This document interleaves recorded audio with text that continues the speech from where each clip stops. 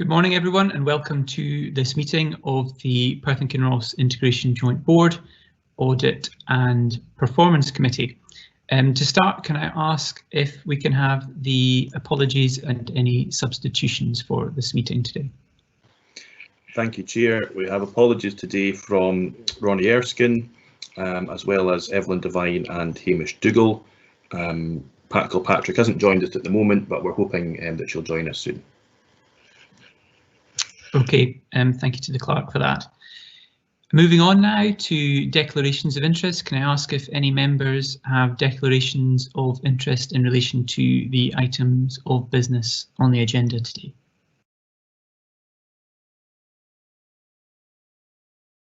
Okay, I will take that as a no. Moving on now to item 3, which is the minute of the previous meeting, and that meeting was held on the 22nd of June this year. Can I ask members if they're happy that that minute is an accurate record of meeting? Agreed. Okay, thank you. Moving on now to item 3.2, which is the action point update. And I'll hand over to the Chief Financial Officer to give a brief verbal update on this. Thank you. Thank you, Chair. We're in the fortunate position where all actions arising at previous meetings have now been actioned appropriately, so we haven't brought forward any specific actions. However, I would note that under matters arising, I was intending to bring forward an action relating to Risk Champion, which is in the minutes. That perhaps should have been in the action point update, and we'll make sure it is for future meetings. Within that, we've agreed to discuss with the Chair and the Vice Chair taking up the recommendation made in a recent audit report in the appointment of one of our IJB members as a Risk Champion to the board. We have had initial discussions with the Chair, and we're seeking to have conversations with the Vice Chair when he returns from leave. I think it's this week. Bob Benson's due back from leave, so we will hope we should have a very clear position on the appointment of a Risk Champion for the next meeting. Okay, thank you for that update. Can I first, before we move on to the next section, ask if any members have any additional matters arising that they would like to raise from the minute of the previous meeting? I'll take silence as no. Okay, thank you. Right, if we move on now to section 4 of the agenda, which is the governance and assurance section, and the first paper that we have is item 4.1, which is the strategic risk management update, and I'll ask the Chief Officer to speak to the report. Thank you.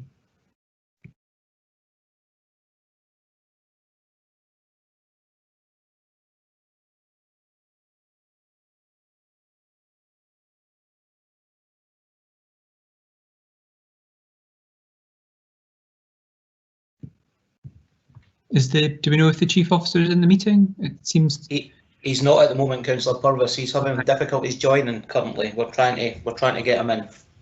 Okay, would the Chief Financial Officer like to speak to the report instead then? Yes, very happy to. At the last meeting of the Audit and Performance Committee, we described some of the challenges that COVID presented to us as officers in not only ensuring that we had a COVID risk register and we're overseeing that and taking the necessary mitigating actions, but also in relation to the roadmap we'd set out in relation to the strategic risk register. We had at the last meeting set out timescales which we were working to, but what we've come back today is two things. We've come back today with the COVID risk register. We felt that it was important that the Audit Committee understand the continued efforts that the partnership are taking to mitigate a number of risks that sit at the heart of our COVID response and renewal plans. So we've presented them to the committee today, and that COVID risk register is very much consistent with the approach taken in the parent bodies and in the other IJBs, and the importance of that has been recognised across Tayside, that it's important that we have that and are mitigating those risks. However, what we've also set out for the committee today is a revised roadmap that will see that COVID risk register and those risks brought forward in light of the strategic risk register, and a revised strategic risk register that's done through a COVID lens, if you like. And certainly the work that we've done so far to take that forward, we can really kind of see that the COVID response and renewal is going to have a significant impact on many of those risks, some of them positive, some of them are perhaps increasing risk. Financial risk would be one of those at the moment, but that's why this work of bringing the two risk registers together is really important. The timeline that we've set out is now extremely challenging. We recognised that last week, and we wondered whether we should be bringing forward a revised timeline and tabling that today. Part of that is to do with the fact that we've had a local COVID outbreak that's required a huge focused effort of the management team, and has meant the work that we planned on a number of things, and including the strategic risk register, is now at risk of being compromised. However, EMT agreed last week that we still want to do our very best to comply with the timescales set out in the roadmap presented today, but we would want to just flag the risk to management capacity of the ongoing COVID response. Happy to take any questions, Chair.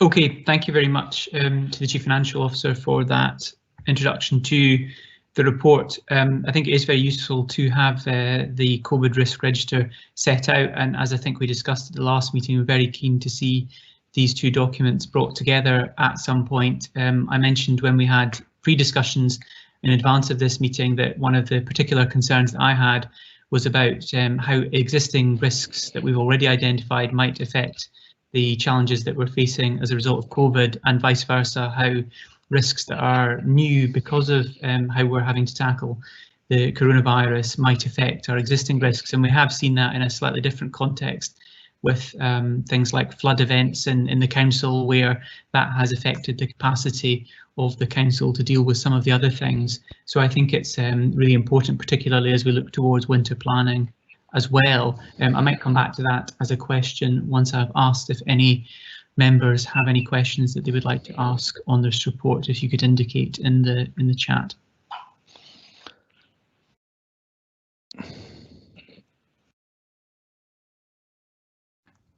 Councillor Duff.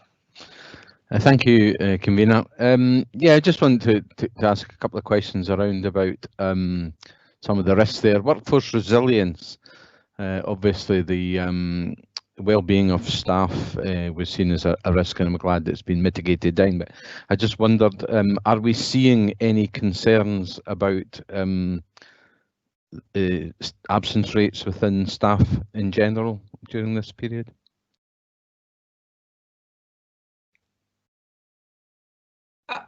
If I could come back in, Chair, thank you for the question. Interestingly, that's something that the executive management team looked at last week, and my recollection, colleagues may be able to come in and support me, but my recollection was that on the health side of things, interestingly, there was not a major impact. We were seeing some impact on the social care side, and that was something that we were investigating. But what I would suggest I would like to do, Councillor Duff, is just double check that my answer there is accurate, and provide committee members with a short briefing following the meeting on sickness absence rates, on the impact and on the actions that we're taking, if that were felt appropriate. Okay, thank you. Did you have a further question, Councillor Duff? Oh, I think you're muted.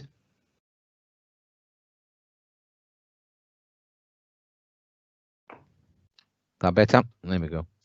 It was under number 6, which is to do with sustainable digital solutions, and it talks about the rollout of technology-enabled care. And I just wondered if we could get an update where that was. Thank you, Councillor Duff.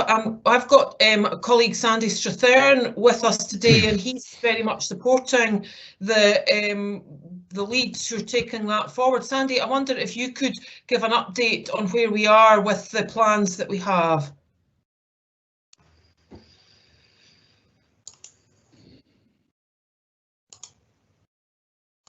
Sorry, I was muted and I've just come online. Can I get the question again, please?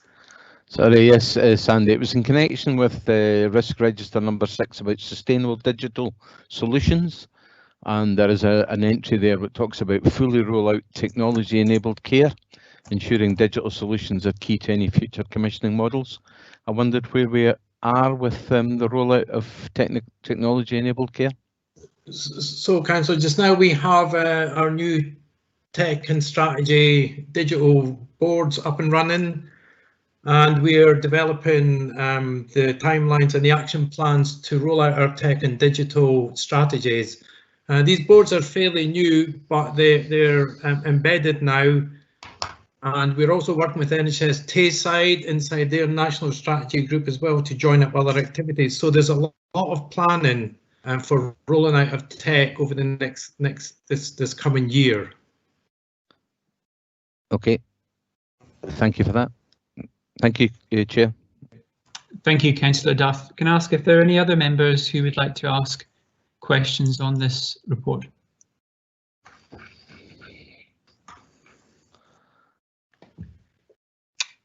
Okay, in the absence of any further questions being indicated, I'll ask my question then in relation to some of the comments that I made earlier about dealing with different risks, both COVID and existing ones that we deal with every year. And I wanted to ask about winter planning and to what extent the preparations are along the way for that, when it will be coming to the IJB, and also what the additional considerations are this year in light of some of the things that have been discussed nationally about trying to get additional people vaccinated for the flu that we have every year. So if perhaps someone could give some more detail on where we are with those discussions. Chair, should I come in at this point? Yep, Chief Officer. Thank you very much. Firstly, to apologise that I was unable to join the meeting until a few minutes ago due to some technical difficulties. I was only being allowed to see it live rather than participate, but I'm here now. In terms of winter planning, there's a number of factors that we're having to take into account. We've got a significant piece of work underway, which is around ensuring that we have in place sufficient capacity to deliver on an expanded flu immunisation programme, which will commence towards the end of this month. We're working closely with colleagues in the NHS in terms of the pan-Tayside approach to this, but locally we're also putting in place our own arrangements, and we've secured significant capacity through volunteering from our nursing workforce. We're working closely with the local GP practices to clarify what contribution they'll be able to make, and we're also mindful of the potential for community pharmacists to provide some capacity there. So there is a significant undertaking being progressed, and we're confident that we'll be in position to deliver the flu immunisation programme from the end of the month. More broadly, in terms of winter plan, we will be bringing a report to the IJB on our winter planning provisions on the 23rd of September. We've very much aligned the work that we're doing with our COVID response and remobilisation, recognising how that has contributed to supporting capacity and flow, tackling delayed discharge, creating capacity within the acute hospitals and community hospitals. And we retained some provision in relation to intermediate care that we would be able to lever in if that was necessary. So probably just to say that we'll capture all of this in a fuller report that will come to the IJB on the 23rd. Okay, thank you, Chief Officer, for that.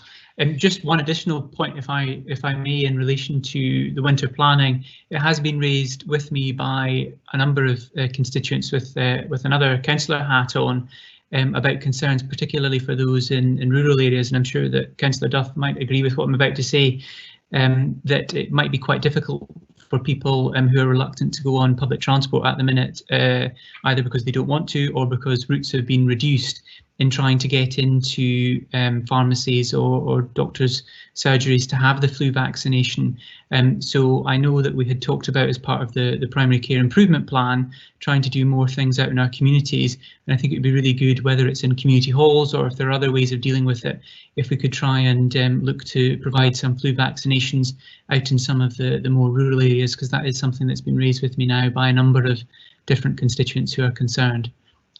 But I don't know if the Chief Officer wants to make any comment on that, or otherwise we can move on. No, just to acknowledge that that's something that we'll be seeking to do, and we'll take note to ensure that we provide the IJB with some assurance in that regard when we report on later this month. We will also be reporting on the progress with regard to the primary care improvement plan at the next IJB, so hopefully that will provide some further information that we'll be able to assure members. Thank you, Chief Officer. Okay, in the absence of any further questions on this report, can I ask if we are happy to note the recommendations in the report? Happy to note. Thank you. Okay, moving on now to item 4.2, which is the Audit Recommendations update, and I will ask the Chief Financial Officer to introduce this report. Thank you, Chair. Colleagues will be aware that at the last Audit and Performance Committee we weren't able to bring forward an update on audit recommendations due to the impact of COVID on capacity. However, we're pleased to bring forward an update today.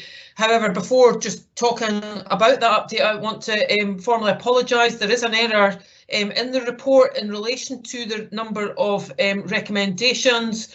I'm not sure if anybody has spotted that. I've spotted it first thing early this morning, in that the recommendations columns don't add up appropriately. So apologies for that. However, the overall figures do stand. We have had 45 recommendations overall.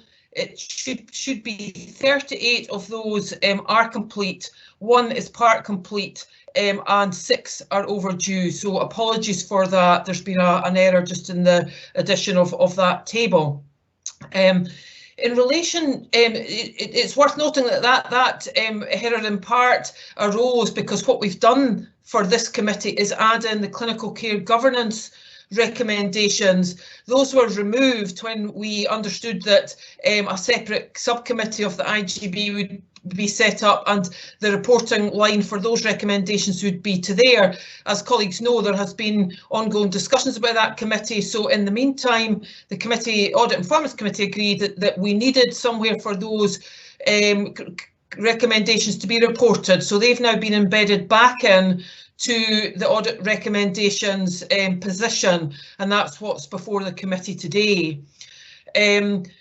Taking clinical care governance recommendations first, and certainly the Chief Officer may want to comment on these better than me, but you can see some significant progress with the majority of recommendations now complete and outstanding recommendation in relation to an annual report that should come forward, and that's in train, and regardless of which committee that the plan is that will be done and will come to the Audit and Performance Committee in the intervening period. So in terms of the outstanding other recommendations, we have 5 outstanding, and Three of those are in relation to strategic planning actions that to a large part have been impacted by COVID. Gordon may want to come in and speak to this, but in relation to the work around the strategic planning group and the strategy groups, and our desire to move these forward in a slightly different direction has been impacted by COVID, but these are discussions that are now beginning to happen around the executive management team, and we should see progress in respect of these. There's another recommendation, couple of recommendations that are in relation to management and corporate support capacity. And again, Gordon, I'm sure will want to come in and talk about these.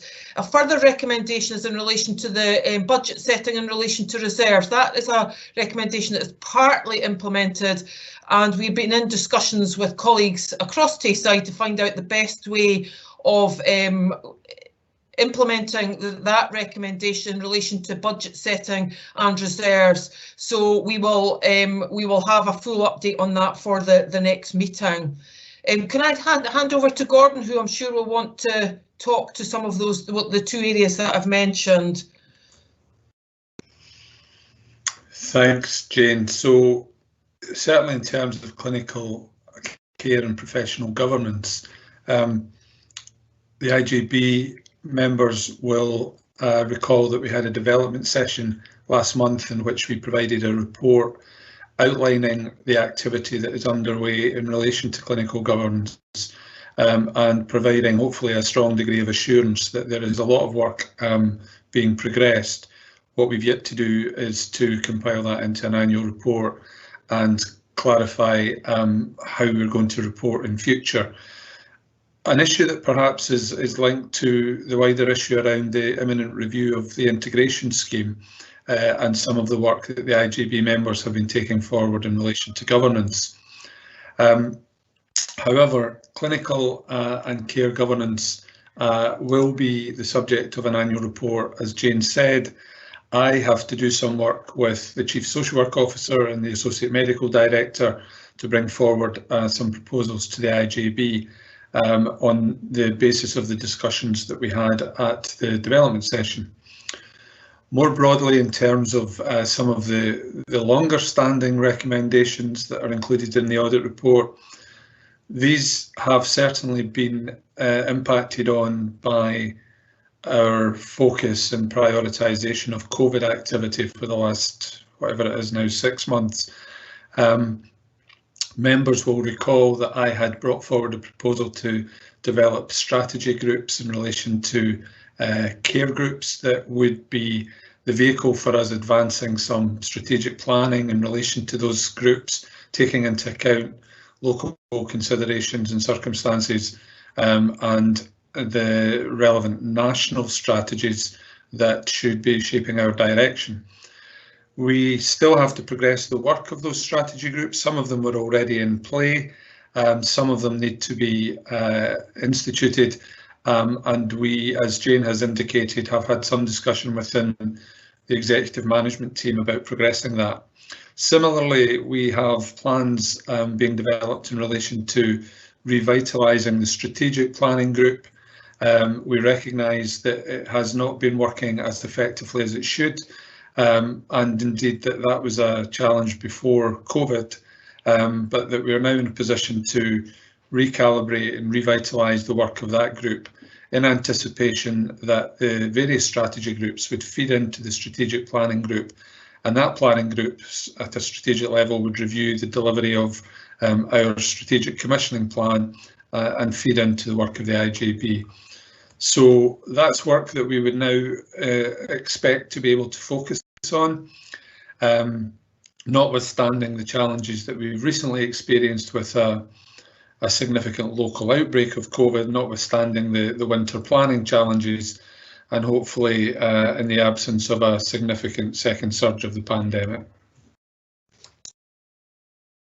Thank you for that, Chief Officer. I'll perhaps start with my questions first this time, and then if other members have questions, I'll take them afterwards. The first one was about the hosted services and those services that are hosted by Dundee and Angus IJB. I know that that's one of the longer standing recommendations. The point made in the report here is that it's going to be considered as part of the review of the integration scheme. I'm just wondering whether it would be possible to, I presume there are reports that are produced for these two IJBs in relation to these services, that while appreciating that we might want to have a more long-standing arrangement that we put in place eventually, wouldn't it be possible to bring these reports to the IJB just so that at least we're aware of any emerging issues and try to get some assurance about how those services are being delivered? And so just wondering, Chief Officer, if that's perhaps something we could consider as an interim solution. Yes, that's a very helpful suggestion, Chair, and I'm reflecting on the fact that, as you've pointed out, these hosted services report in any case, so there would be a way of obtaining an extract or copies of reports that perhaps either go to Angus and Dundee's IJBs, or indeed to NHS Tayside's Strategic Risk Management Group, or to the Care Governance Committee. So yes, that's something that we could probably initiate fairly swiftly whilst the review of the integration scheme is taking place. Okay, thank you, Chief Officer. And linked to the questions about the strategic planning group, particularly given the references to community engagement there, but just thinking more broadly for a second about some of the ongoing programmes of work for consultation and engagement that are taking place, both in NHS Tayside as part of transforming Tayside, but also in Perth and Kinross Council with the Perth and Kinross offer. I'm just wondering what the IJB and the Health and Social Care Partnership are doing to link into these. Just to give one example, I know that there were a number of comments about social care and about the provision of social care that have come through some of the recent consultations that the Council has been doing as part of the offer. So I'm just conscious that we want to make sure we're linking in with both of these initiatives, and perhaps the Chief Officer could give some assurance on how we are doing that. Certainly, yes. I mean, probably important to reflect the fact that I am an active member of the Council's Chief Executive Group and of the Executive Officer team, and I bring back from that the information that's being progressed and developed within the Council into the Health and Social Care Partnership. I think there's a number of ways in which we can build on what is already a fairly effective collaboration. I think at the community planning partnership level, we need to reflect on how can the Health and Social Care Partnership have more of a locus, and how can we ensure that the shared agenda around health equalities, early intervention, community strengthening communities is better advanced through the synergies that forum can provide. What we are doing within the partnership at the moment, within the Health and Social Care Partnership at the moment, is looking at assigning lead responsibility to a number of our service and locality managers, and one of those would be around communities and community development. So I very much see that as being the post that would be supporting the activity that's already going on within the partnership, but recognising that one of the positives, if we can take any positives from COVID, is around the ways in which local communities have mobilised and demonstrated community resilience and support. There's something there that we need to capitalise on, that we need to support, that we need to align ourselves with. So what I would be anticipating is that the lead for communities would take on the responsibilities in and around this area, bringing that back and presenting into the Health and Social Care Partnership the opportunities for us to think about how we can make stronger links, both, as I say, to community planning, but also to the Perth and Kinross offer. The other aspect of it moving forward is I think that there's an ambition within NHS Tayside to reappraise the public health offer. So as we know, the director's now retired, and there's a new director post to be appointed to. Grant Archibald has a very strong commitment to public health and is very keenly looking at how he can build the provision and capacity to strengthen some of those relationships that we've touched on. So I think there's a number of areas in which we can capitalise, and the Chair is quite right to point out the fact that we shouldn't miss those opportunities to collaborate more effectively, which we're committed to try to do. Okay, thank you very much for that, Chief Officer. I think that is very promising. I know that there is strong engagement with some of the officers who sit on local action partnerships, for example, but as I was mentioning in discussions with some colleagues last week, that there are perhaps other opportunities to use those as a vehicle for engagement for the Health and Social Care Partnership, but also, as the Chief Officer has quite rightly said, there are a lot of excellent examples of community resilience that we've seen during the pandemic. And also some other existing models that we've talked about before, such as the Care and Wellbeing Cooperative in Highland Perthshire, which I know that I'm particularly keen to see replicated in other areas of Perth and Kinross if we can. Moving on, are there any further questions from other members of the committee on this report?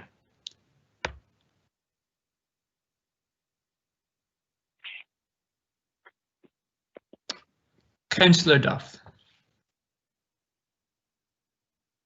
I think you're muted, Councillor Duff. If I could just find the mute button, there we go.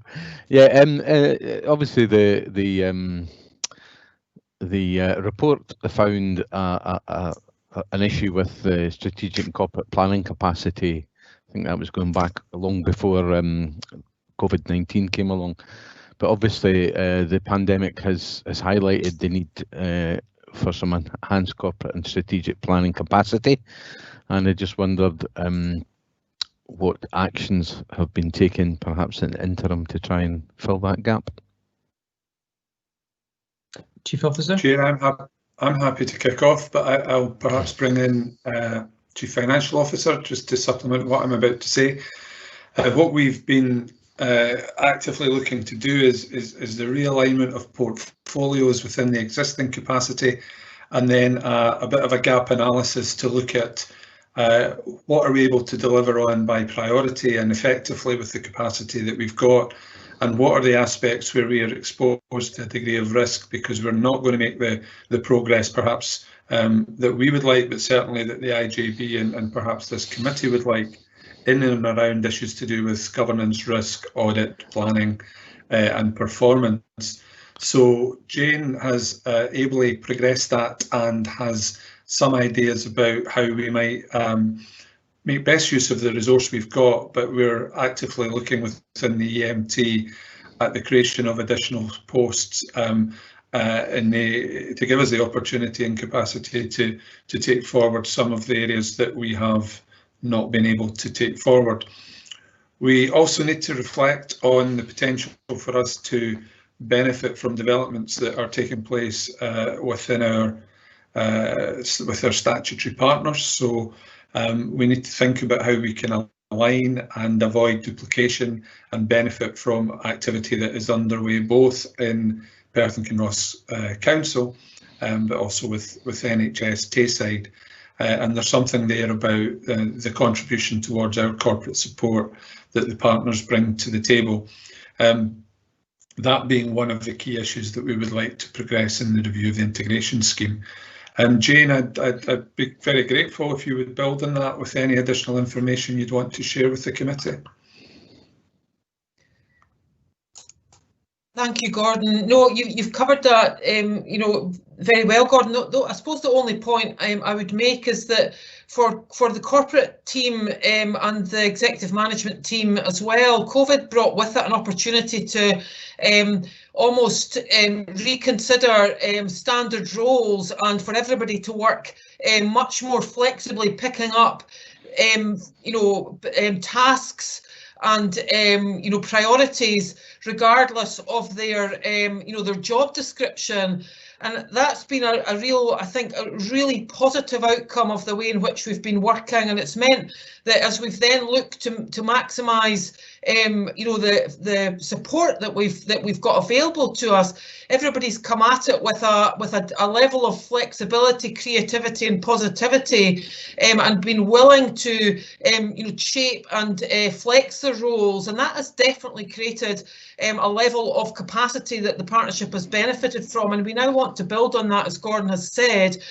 But we recognise there's a further step up in capacity required. We've identified where we think that needs to go, and we're progressing with fixed term recruitment at the moment, and identified the funding to actually be able to progress that. So a real positive in many ways that's come out of COVID in terms of creative and flexible working, that's really given us a level of resilience that we're quite proud of, I think.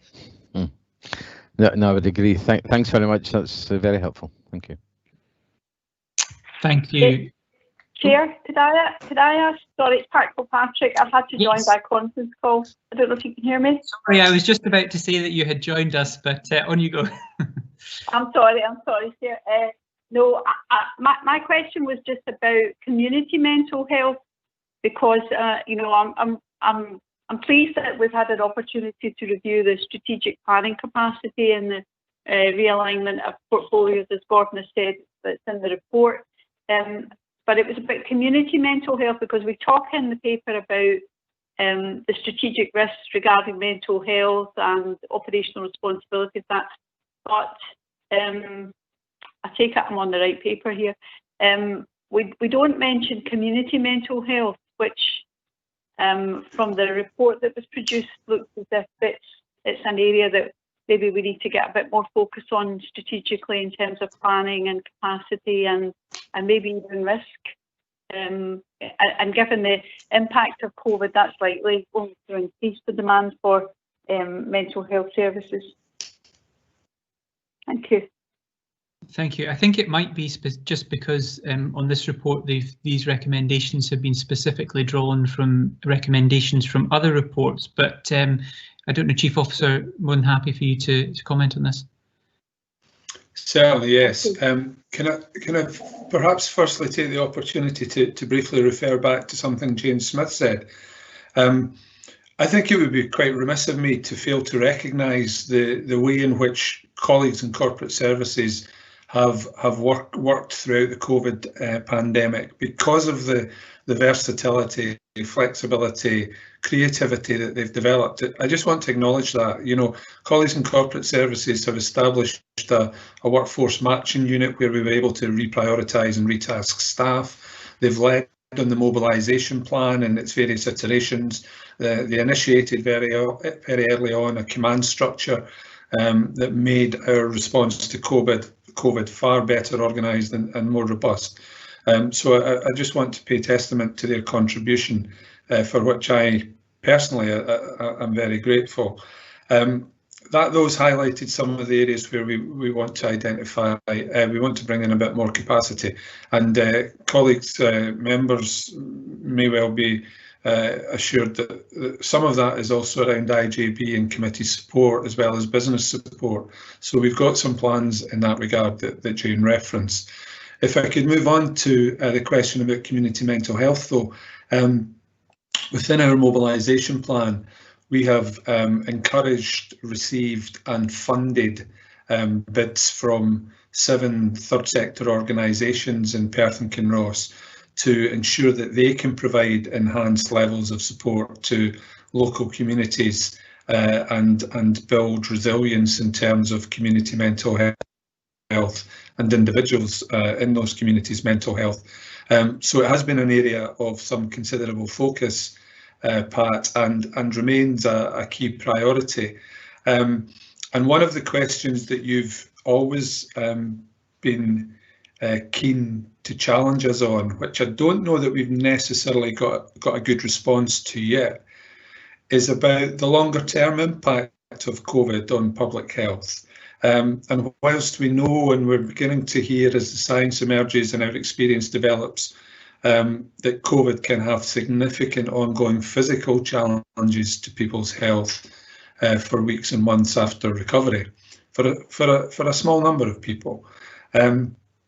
We need to also recognise what COVID might be doing to people's mental health, and that might well be merely because people become the worried well, or people are anxious, or the effects of a lockdown on social isolation and on not allowing people to have the connections and networks and relationships that would support them to maintain good emotional health and well-being. So we're very sensitive to the fact that we're increasingly going to be seeing evidence of this. And whilst the funding that I alluded to that we've awarded to these organisations has by necessity been time limited to the end of this financial year, that really shouldn't be precluding us from looking in the context of our broader community mental health strategy at what services and provision is going to be necessary to respond to the longer term impacts of COVID-19 on our citizens and communities.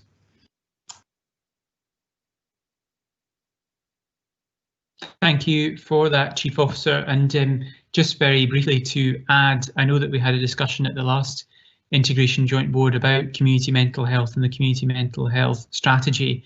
And I know that there was some concern from members about that might be taking longer to do. And I know that a proposal was circulated with a timescale which would ensure we have a new community mental health strategy in place by the end of the financial year. So I think that's very positive, ensuring, of course, that we properly engage with the wider community and stakeholders while we do that. I don't know, Pat Kilpatrick, whether you had any further questions.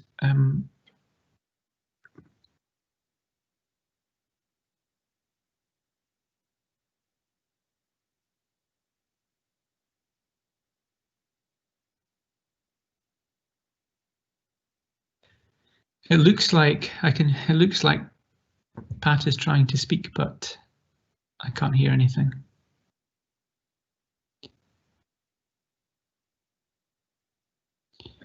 Okay, in the absence of any further questions, then can I ask if we're happy to note the progress on the recommendations that's in the report? Happy to note, Chair. Okay. Thank you very much. If we move on then to item 4.3, which is the internal audit strategy and plan for 2020-2021, and I'll ask the Chief Internal Auditor, Jackie Clark, to speak to this report. Thank you. Thank you, Chair.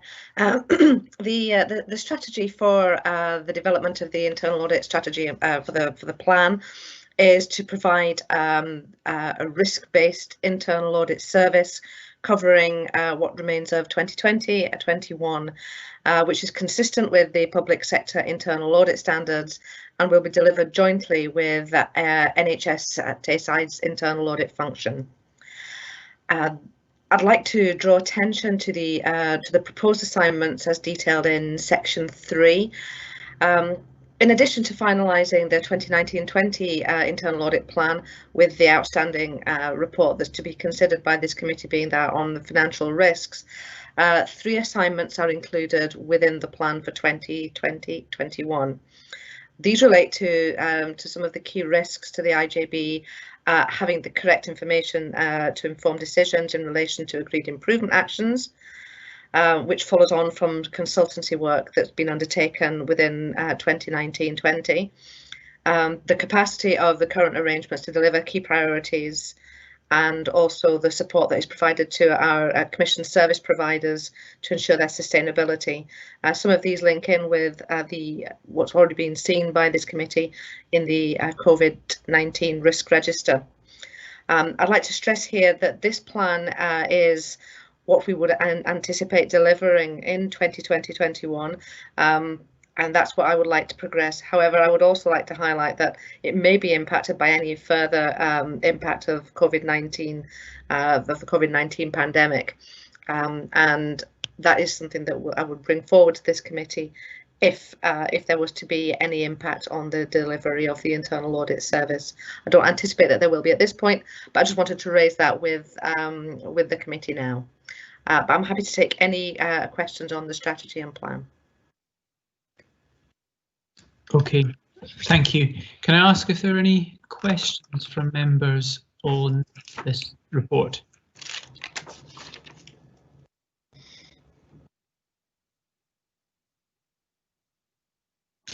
Can I just ask first? Oh, I'll come to Councillor Duff in a minute. I just got in just before him. Chief Internal Auditor, you talked about the fact that some people were, or implicitly talked about the fact that some people were retasked in the earlier stages of the pandemic. I'm just wondering, has everyone been put back onto the internal audit function who were redeployed rather? I can speak for Perth and Kinross Council. We are currently all now back doing our substantive roles.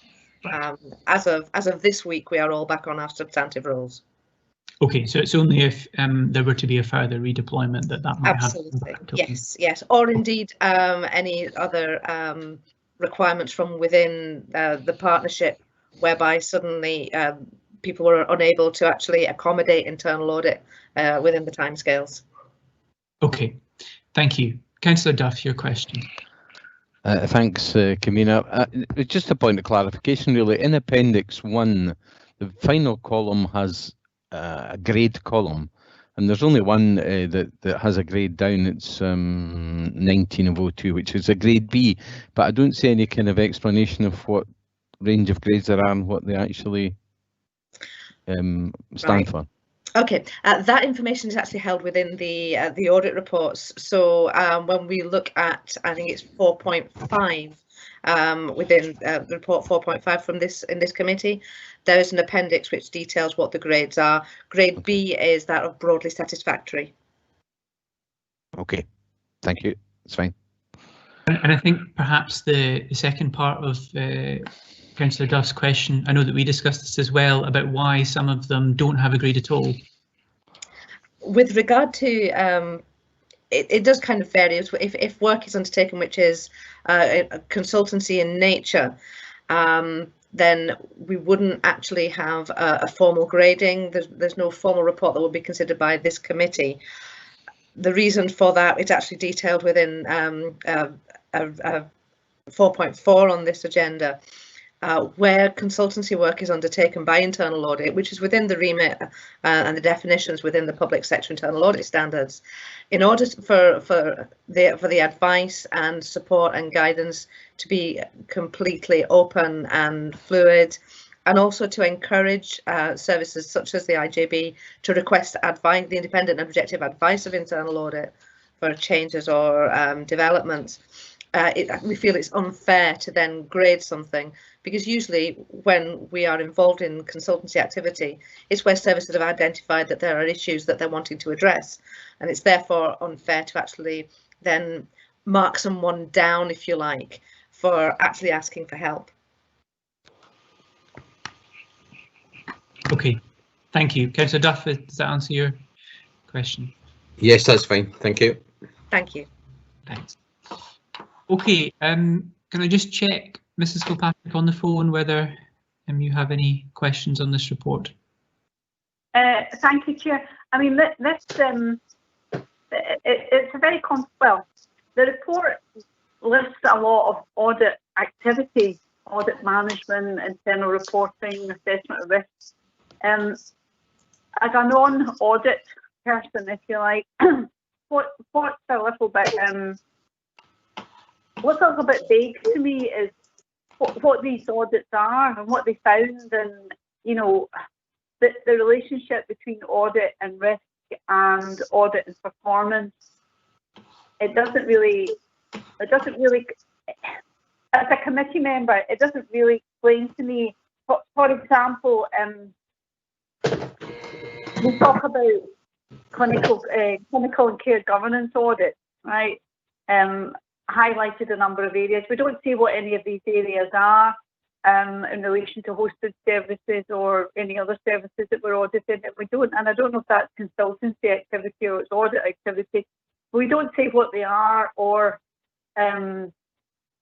what the outcomes were, or is this an area that we have to revisit at subsequent meetings, or how does it relate to the clinical care governance structure?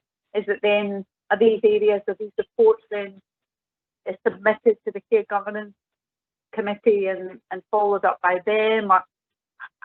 All I'm thinking is, as a member of the IJB, I can tell you there's a lot of audit activity going on, and I can tell you there's a lot of, I see from your report, there's your consultancy, but it doesn't say what any of the inputs, outputs or outcomes, and even what areas you're looking at. So I'm not really sure what's going on. I don't really have a handle on, you know, whether we're looking at prescribing or whether we're looking at mental health or whether we're looking at social care, or what is it we're looking at? Because it's very, it's all very, very high level, which is fine. But I come away from it thinking I'm not really sure what we're auditing here and what the outcomes of these audits are. And are these things that we as board members should be concerned about, are be looking at?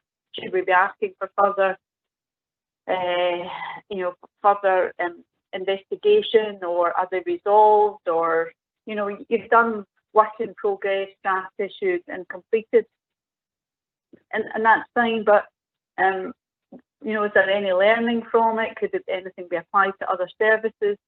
That's my kind of issue. I'm not really sure what we're auditing. Okay, thank you for that. I'm a bit long-winded, Chair. I think we got the question. Okay, Chief Internal Auditor, do you want to respond to that? With regard to the appendices, the first part of the appendix is with the planned work for 2020-21, where, and that's the work that is currently being considered and that I'm asking you to approve as part of this report. The following appendices contain information regarding the previous couple of years, the internal audit activity that's been completed within the last 18 months or so, and relating to those two plans. Where audits have been undertaken, such as like the follow-up of the clinical and care governance, those reports are being considered by the Audit and Performance Committee at a previous meeting. So you wouldn't see that within this report, because this is really very a forward-looking report, looking at what I would intend to look at as part of the 2020-21 audit plan. So you would have seen the outcomes from the previous audits, and any actions would be picked up by the Chief Finance Officer and reported through the update on audit actions. So you'd see there where things have not progressed or are in progress. I don't know if that helps you to understand the final bits of the appendix, but you will have seen, as a committee, you will have seen the outcomes from those and what the scope of all those reports would be. The bits that you don't routinely see the outcomes for really is the audit management and audit planning, up until the audit plan itself being considered. And there's a lot of review work that goes on, looking at all the key governance documents that are in place within the partnership, and also looking at capacities within our own teams and within the teams within the partnership to accommodate audits at the appropriate time. So within the plan for this year, you know, there's 3 substantive audits plus finalising the financial risks audit from last year. Is there anything else that you'd like me to try and help and clarify? Mrs. Kilpatrick? Yeah, I mean, I just don't know. I still just don't really understand. I don't know what it is we're auditing. You know, I've read the reports and I've been at previous meetings and I'm at the IJB meetings. I couldn't put my hand on my heart and tell you, yeah, I know that we audited that. We had some concerns about that, or I'm just not really clear about that. I don't think this is probably enough detail for me, but maybe I could pick that up outside the meeting. I just don't think there's enough detail. Yeah, I was going to suggest that might be an idea if you and I have a conversation outside as to what else I could provide either here or just to get a better understanding of how the internal audit function's operating? Would that be helpful for you? Yes, thank you. That would be helpful. Maybe we could do that. Yeah, that's great. Okay, thank you for that. And it's always very useful to have additional feedback on it. Just for my own clarity again, the reports like the one we've got at 4.5, for example, on performance management, once we've got the recommendations from those reports, they then go into the audit recommendations that we're constantly monitoring, as we've already done in early reports. So we do have an ongoing tracker on those, but I suppose it's just in these reports. I appreciate what Mrs. Kilpatrick's saying about it's not immediately obvious from reading that report what the work that has been done, but it is monitored in other places. Okay, right, thank you. Are there any further questions on this report? No? Okay, well, can we note the recommendations then that are set out at section 3 of the report? Okay, thank you. Right, if we move on then to item 4.4, which is the internal audit progress report, and going back to the Chief Internal Auditor to speak to this report. Thank you, Chair. In line with the Public Sector Internal Audit Standards, Internal Audit provides details of progress in the completion of internal audit activity to this committee as those charged with governance. As the committee is aware, there's been a delay in finalising work connected with the 2019-20 audit plan, and one report from this plan will be considered at a future meeting, with that being the financial risks audit. The outcomes of 2 assignments are considered by this committee, one as a separate report, which is at 4.5 on performance management, and here within section 2 of this report, I've outlined the outcomes from the consultancy work that's been undertaken in relation to the improvement actions. In order to ensure that, as I've already stated, in order to ensure the value of consultancy work to the partnership and to ensure that there is a greater openness to request independent and objective advice from internal audit, no separate report will be provided to this committee. But as you've seen from the plan which we've just approved, further work is being undertaken in the improvement actions, which is contained within section 2 of this report. Discussions have, with regard to the consultancy work, discussions took place and advice has been given in relation to setting appropriate and realistic timescales for completion of the improvement actions, given their number and the scope, and for ensuring that there's clarity of reporting of these to the IJB and to this committee. I'm happy to take any questions on the progress. But what you will see is that of the 3 substantive audits within last year's plan, 2 have been are now classed as fully complete, with one hopefully coming to the next meeting. Okay, thank you.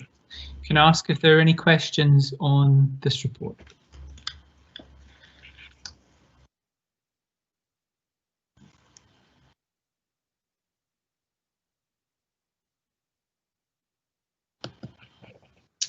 Okay, no questions that I'm seeing from members who are online. Can I check with Mrs. Kilpatrick if she had any questions on this report? My only question, Chair, was when we did the health service data report, and I see that we said we've approved the draft performance framework by the HSCT executive management team, but of the 6 key indicators, and I can't remember if it was just these 6 key indicators or it was all health service reporting that it was in the report. It seemed to take the format that it was, how did we do in 2018? How did we do in 2019? And then we could show a marked improvement in 2019-20 sort of thing, as opposed to what I would have said would have been benchmarking, which would have said, you know, how are we doing against similar sized HSDPs, or how are we, where's the 25th, what's the upper quartile performance in Scotland, and therefore how do we score against it? Therefore, you know, are we in that upper quartile performance, or are we doing better than we were but still in the lower quarter performance? That wasn't, I didn't ever think that was very, that wasn't very robust in my view. That's a personal view. And I just wondered if Audit had a view on how that was reported and whether they had recommendations on that. Sorry, I'm not quite following which part of the report you're at. I'm on point 15 on page 53 of 62 on the performance report, where it talks about joint work. I think you're a paper ahead of us. Sorry. Oh, right, That's all right. I'm on the performance report 4.5. We're still on 4.4. I'm sorry. Yeah, no my problem. apologies. I was just getting myself slightly confused there, but that's fine. Come back to the question if that's okay. After missing the first part of the meeting, I'm now a paper ahead, so I do apologise. No, that's all right. Okay. Just to check, are there any questions on 4.4 then, or can we note the recommendations in the report then? Okay, right. If we now move on to item 4.5, which is the internal audit report performance management, and I'll ask the Chief Internal Auditor again to speak to this report. Thank you. Thank you, Chair. The objective of this audit was to review arrangements in place for the adequacy and effectiveness of the measurement and reporting of performance. An audit found these to be of a category B, which is broadly satisfactory, linking back with Councillor Duff's earlier question. It was accepted by internal audit that arrangements are changing and developing, and going forward that these should be appropriate. The report contains details of the work that we undertook, with as Mr. Kilpatrick has already mentioned, the executive management team having approved a draft performance framework that's in place, and the IJB approving the performance process in February of this year. There is one priority 3 recommendation which has been accepted and is fundamentally is a continuation of work which have been planned by staff within the partnership. With regard to Ms. Kilpatrick's particular question, I'm not sure whether the Chief Officer would want to address some elements of that. I think it's probably easier for him to explain than I. Chief Officer.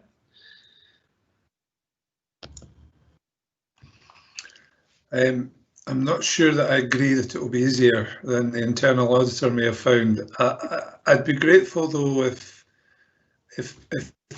Ms. Kilpatrick could perhaps repeat the question, because I was slightly confused in relation to both which report we were on, but your comments around the way in which we use comparative data was clearly a matter of some concern.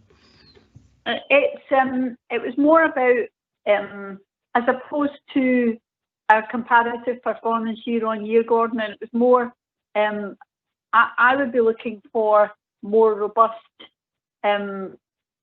Scottish comparisons, looking at what was upper quartile performance and how we performed against that, as opposed to the style of previous reports which have said year on year our performance is X, and generally our performance is improving, which is a good thing, and that's good.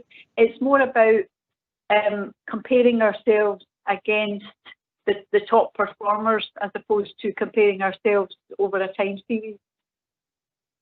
And I've raised it before, Gordon, and I don't think it's very robust to just say year on year we're getting a wee bit better every year, which, you know, notwithstanding that's a good thing. It's more about, well, if I don't know, if South Lanarkshire HSCP is the same size and roughly the same composition in terms of rurality versus urban. Therefore, we compare ourselves. Is there a benchmark group? Do we compare it? Do we benchmark it?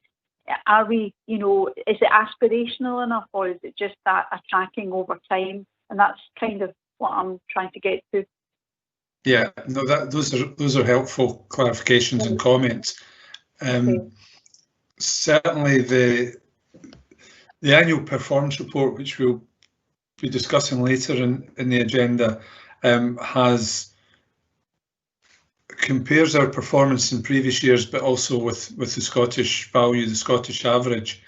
But I think probably what we would want to do is exactly what you've described, is to think further about the opportunities for us to use some of the existing benchmarking groups that are around, and think about how we compare with the recognised family groups that we would be part of in terms of rurality or in terms of scale. I think at the next iteration, as we move forward with developing our approach to performance reporting, we would wish to think about how we could address some of that and you know, provide perhaps a richer set of indicators that would give members a clearer understanding of where we perform, not just in terms of the Scottish average and the previous year, but with those benchmarking partners. So we'll certainly look at how we can do that.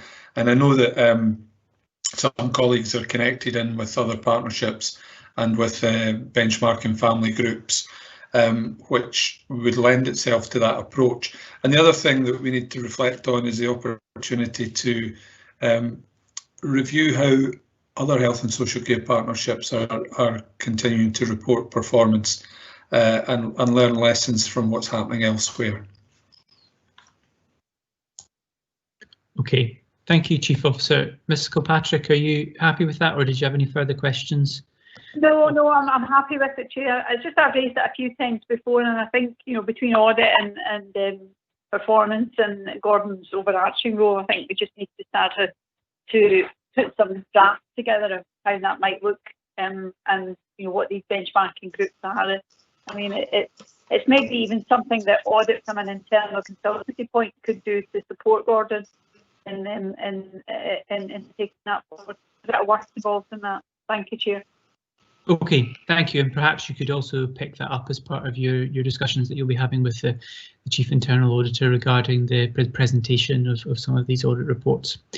Okay, we now have a question from Councillor Duff. Councillor Duff. Thank you, Chair. My question was in relation to a couple of the IT issues that are reported. In page 52, on the second last paragraph, it talks about the business system team staff offering support to run specialist and regular monthly and annual reports. Is that the way it should work, or is that the way it kind of has to work? Is this a workaround, or is there a problem with teams actually running their own reports to get this information out of the system? I think this is really seen as being helpful from pulling together the information that's held on different systems that the systems team are involved in, ensuring that information can be made available as a regular piece of information. Yes, so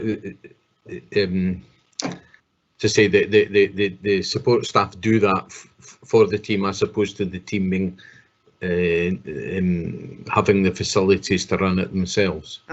At this point, yeah. Yeah, okay. And over the page at 13.1, it also talks about you know, not having shared IT systems and a difficulty with diary synchronization. Again, is that an incompatibility of the systems, or is it just a technical issue that they're having in trying to synchronize them?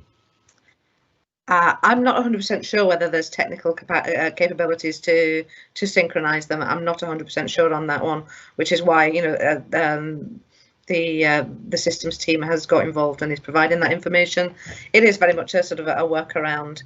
I don't know what kind of progress could be made to synchronise those, but it's why the support team are providing that. Councillor, I can respond. Sandy Swift-Erwin. Thank you. It's a technical problem. It's different systems, particularly around diaries. It's very much a desire that we all have the same diary availability. That's actually being resolved now with NHS Tayside, so we can have diaries common between health and social care. So that's all in hand. We're hoping towards the end of the year common diaries will be available for everybody to access. And as far as the systems teams go, yes, some reports are too complex to allow users to run themselves, so we still support users with complex reports. I think the Chief Financial Officer also wanted to make a comment. Just to build on what Sandy said, I think what is coming out in this conversation is a flavour of some of the complexities that we are dealing with in an integrated environment. We would want to move to a very much a self-service environment with our budget holders, service managers being able to access simplistic and complex data sets in order to provide reports.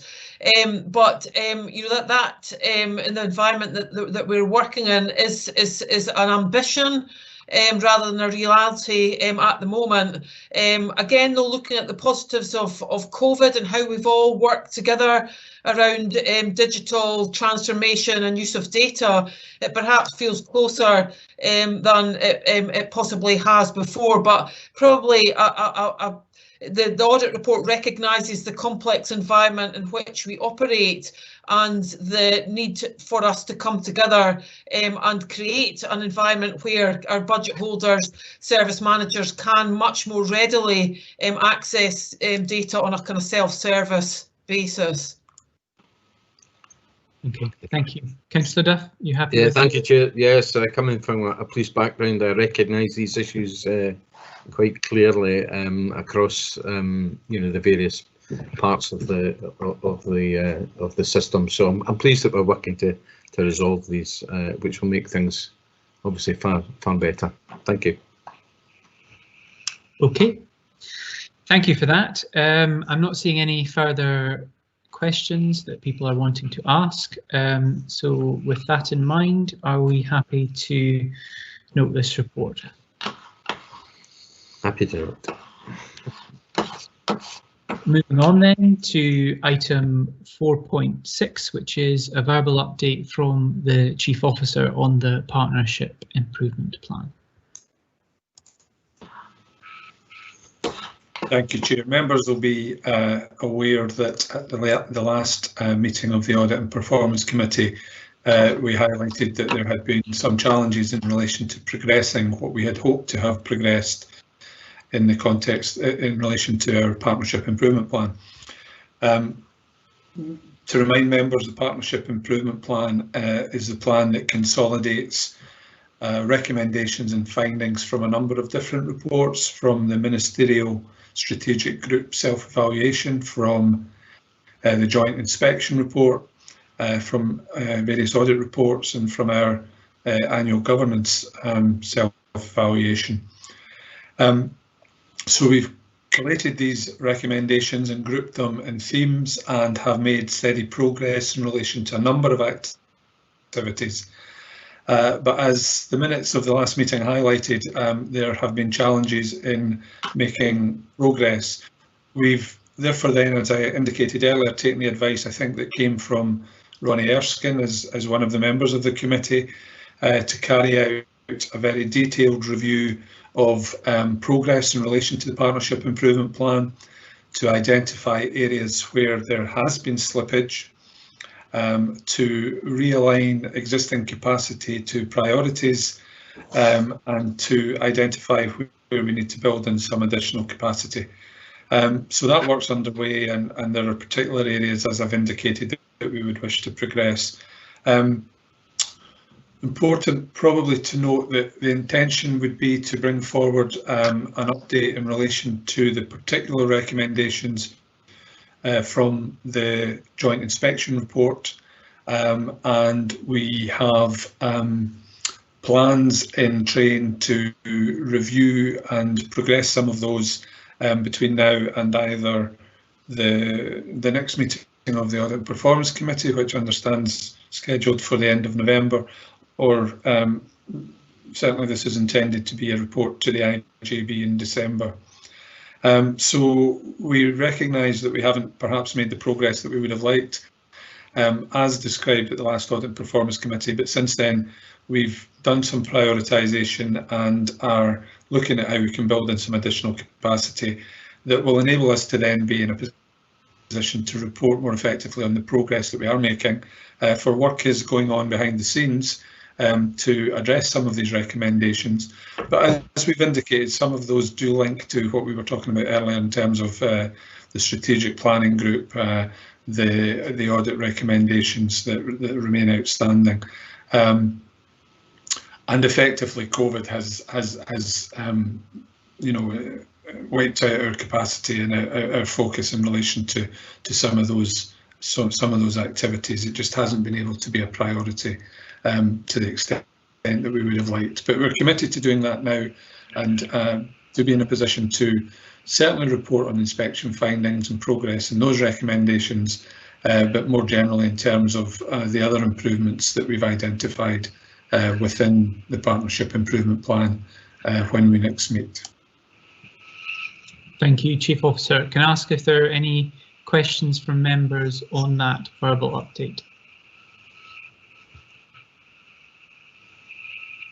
No, that's very helpful, Gordon. Thank you. Okay, thank you very much. With that, then we'll move on to item 5, which is the audited annual accounts 2019-20. And the first part of this is item 5.1, which is the assurances received from partners. And I'll ask the Chief Financial Officer to speak to this report. Thank you. Thank you, Chair. Perth and Kinross IJB relies significantly on the effectiveness of the governance arrangements in its partner bodies, and indeed in respect of hosted services in relation to the other two IJBs. So we bring forward to the committee today the assurances that we have received from NHS Tayside, from Perth and Kinross Council and from Angus and Dundee IJBs to provide assurance to the committee of the effectiveness of their governance arrangements in 1920, that thereby supports the effectiveness of the overall governance arrangements for Perth and Kinross IJB. Okay, thank you for that, Chief Financial Officer. Can I ask if there are any questions from members on this report? Reasonably self-explanatory. Okay, Mrs. Kilpatrick, I just want to check because you're on the phone. I know you can't indicate yourself. Okay, I'll take that as a no. Right, are we happy therefore to agree the recommendations and note the assurances that we have received, and also the fact that I will be writing to both the Council and the NHS, giving them assurance over our governance arrangements? Agreed. Okay, thank you for that. If we move on now to item 5.2, which is the audited annual accounts, and I think first the Chief Financial Officer and then perhaps from KPMG. Okay, thank you. Thank you, Chair. Colleagues will recall that at the June Audit and Performance Committee, despite significant workload challenges, we were able to bring forward the unaudited annual accounts within the normal deadlines for approval. These were approved by the Audit and Performance Committee and passed to Audit Scotland to allow the external audit to commence. The audit has taken place from July, and I think it's fair to say, and I'm sure Michael will wish to comment, that external audit has been prolonged with some complexity in relation to the impact of COVID. going to pass it over to my KPMG colleagues to outline their findings in respect of the external audit. But before doing so, there are a number of people I would personally want to thank in allowing the accounts to come forward and be audited within normal deadlines. First of all, to thank KPMG themselves. They too have had to work in very an unusual environment in relation to undertaking an external audit virtually, and we've worked well together, hopefully, to allow that to happen. I'm very grateful to them for the flexibility that they've shown. To PKC design team, who building on our success last year and presenting the accounts in a user-friendly format, that could have been compromised this year because of the timescales we were working to, but the PKC design team have worked with us really well to make sure we could retain that user-friendly format, so I'm very grateful to them. But also to my own team, to Donna and the finance team, who have supported the external audit in difficult circumstances and have allowed us to get to this point within normal deadlines and to support external audit and bringing forward their findings today. So without further ado, I'm very happy to pass over to Michael Wilkie from KPMG to present the external audit findings.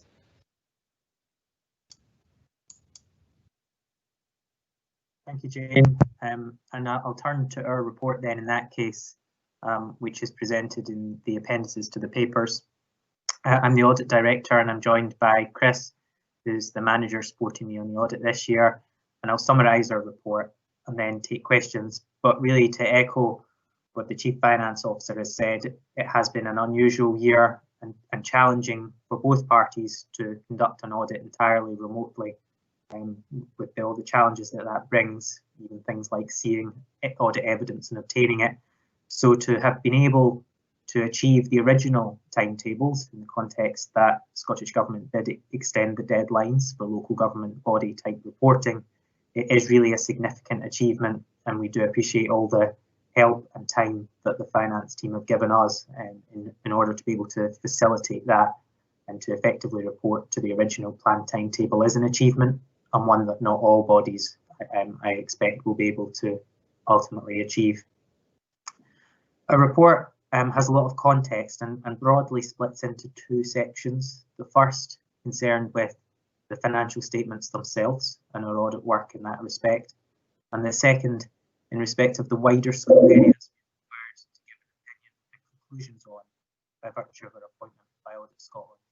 So I'll take the first part around the financial statements and the numbers, and then my colleague Chris will comment on those wider scope conclusions that we're required to give, and that leads on to some of the audit recommendations. I'll really just focus on one section of our report then, which is from page 24 of the supplementary agenda, or page 8 of our document onwards. This report remains draft until we issue our opinions, and ultimately I expect to be able to give an unqualified opinion on the financial statements, and that's having had due consideration of the significant risks which are unchanged from those we set out in our audit strategy and focus areas. We've identified no audit misstatements, that's either adjusted or unadjusted, and again goes to give some indication of the time and preparation which is evidently went into the financial statements. We've concluded positively on the significant fraud risk of management's ability potentially to override controls, and satisfied that we haven't identified any instances of that. And we rebut the risk that's presumed for auditors to exist in respect of income and expenditure recognition because of the way it is ultimately reported by the partner bodies to the joint board for inclusion in the financial statements. And similarly, it's by obtaining those confirmations from the partners that we're satisfied over the completeness and accuracy of the expenditure that's reported in the accounts. Our report gives quite extensive commentary on the financial outturn, which I don't intend to go through. Safe to say that we do recognise, I think consistent with prior years, that there are some challenges in, from our own perspective, reconciling and being clear on the various outturns when we talk about outturn to original budget, to the budget that's controlled by the joint board, separately from that in respect of hosted services, and to the budget or ambition in the financial recovery plan when it is implemented. And we've also noted the positive developments in terms of financial management, moving to longer term budgeting and financial reporting in the year. We give positive conclusions on the narrative reporting within the financial statements, so things like governance statement and management commentary. And lastly, on financial reporting, I should highlight that in the COVID environment, KPMG has determined that we have a presumption that in all audits, we would start from a presumption of at least a material uncertainty in respect of going concern. So there is one part shown in yellow within our report which wasn't concluded when we issued it and is now, and that is ongoing concern, where we had a mandatory internal consultation process. Now, in the context of the way the IJB is established, it is actually legally required to prepare accounts on a going concern basis, but nonetheless, the KPMG process was that I had to consult on that internally. And obviously our considerations there are more about financial sustainability than true going concern. The conclusion is obviously that we are satisfied the joint board is a going concern, but ultimately we requested and management have agreed to enhance the basis of preparation within the financial statements themselves, and that's giving some more context to the readers around why the joint board considers it appropriate to prepare accounts on a going concern basis. I wouldn't intend to say anything else on the actual financial statements, and I'll either take questions now on that or pass over to Chris, who will speak about some of the wider scope conclusions. I don't know whether any members want to ask questions specifically on that now, or whether they want to wait until the end.